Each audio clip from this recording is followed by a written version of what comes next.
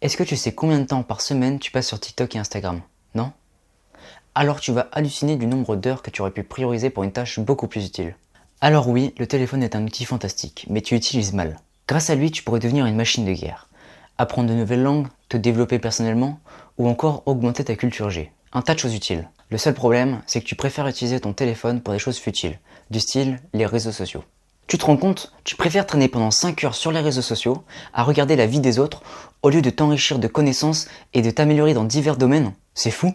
En général, la première chose que tu fais quand tu allumes ton téléphone, c'est que tu vas sur les réseaux sociaux. Et c'est une très mauvaise habitude, car pour ce genre d'applications, leurs algorithmes sont créés pour te faire passer un maximum de temps sur leur application, comme ça, ils se génèrent plus d'argent. Et malheureusement, tu es tombé dans le piège. Alors, pour éviter cela, tu devrais tout d'abord supprimer les applications inutiles de ton téléphone. Les jeux auxquels tu ne joues plus, ou encore les applications que tu n'as utilisées qu'une seule fois.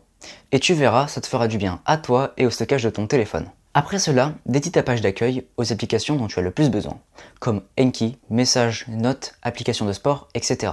Donc tout sauf des applications qui te volent ton temps. Et pour les réseaux sociaux, dispatche-les dans les autres pages de ton téléphone, dans l'optique de ne pas avoir la tentation de cliquer dessus machinalement. Tu peux également désactiver le plus de notifications possibles qui ne te sont pas nécessaires, comme par exemple les notifications TikTok et Instagram. Parce que le fait de recevoir une notification sur ton téléphone va te pousser à vouloir checker la notif.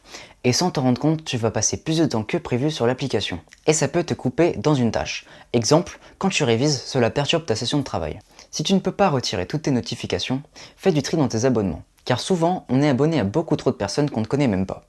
Tu n'as pas besoin de suivre la vie d'autant de personnes. Alors reste fidèle aux gens qui t'inspirent et à ton entourage. Comme ça, tu auras déjà moins de choses à regarder en allant sur les réseaux sociaux.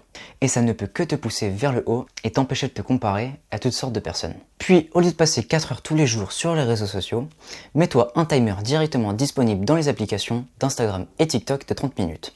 Afin que tu prennes conscience du temps qui passe et ainsi arrêter à la fin de ce chrono pour que tu te mettes à faire une tâche beaucoup plus enrichissante pour toi. Maintenant, quelques tips pour te décrocher des réseaux petit à petit. Si vraiment c'est ta drogue. Le premier tip serait de remplacer ton réseau favori par une autre application. Exemple, Insta, Duolingo ou Feedly. Comme ça, tu vas garder cette dopamine que tu aimes tant, tout en t'enrichissant de choses utiles. Deuxième tips, désinstalle ton réseau favori.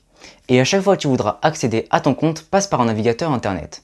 Cela va t'obliger à te reconnecter et va donc te créer plus de friction par rapport à avoir l'application directement sous les yeux. Et à ce moment-là, tu verras que tu t'y rendras vraiment par utilité. C'est d'ailleurs grâce à ce hack que j'ai moi-même arrêté d'aller sur Instagram.